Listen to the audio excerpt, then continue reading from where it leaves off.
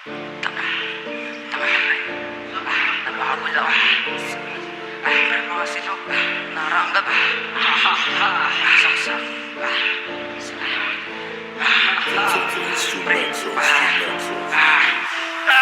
Ang daming lutang sa labasan, kala mo naman may tira. Ang daming hibang, nakakabuang mga wala namang bisa, mga nakaabang sa laglagan.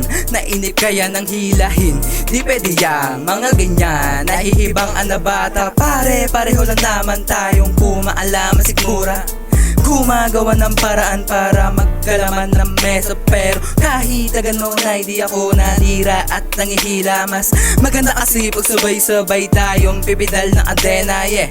Oo, di ba nakakaiba? Ibang-iba talaga sa kanila. Dahil kahit ilang beses ka nang nadapa, kinudya kaya hindi ka nawala o nabigla nadala sa mga salita. Kumbaga yung mga paninira nila ginawa kong vitamina. Kasi pag meron na pala palang araw, tatanungin nila ako kung paano ko ito nagawa. Ito na naman, magpapainit lang muna ako saglit. Karapat dapat lang pumikit muna kayo mga pare. Hilig nyo mang daw ng tao, pilit nyo mang ibaba. Di kami magpapatinag kahit pa na madapa. Kasama na yun sa laro, masugatan man ibigo. Siguradong sapul yan sa ulo mo. Kapag pumutok na to, mabilisan ang proseso. Di ka dapat magpabata, mahiwaga kung dala. Obsteka parang nadala ka. Tatlong above sa baba at tila gustong magpakwan. Masyado nakakadala yung bitch mo, binababoy ng ilan. Kaya iwasan mo na pare kung ikay mambababa. Wala kang mapapatunayan ha,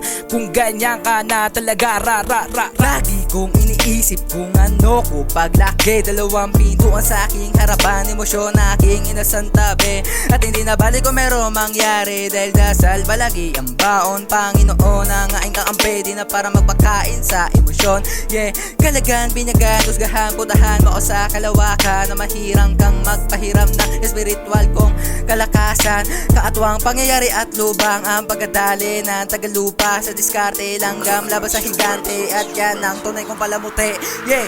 Oh, nagulat ka ba sa ginawa naming pasabog? Konting pampagana sa sagasa, wala kang pag-asa kung kami lang talaga. Hindi ka pwedeng tumunganga, bumuboses pa yung bitch mo kahit yokong maniwala. Mahusay pa rin, gang bang, wasak na wasak, yeah.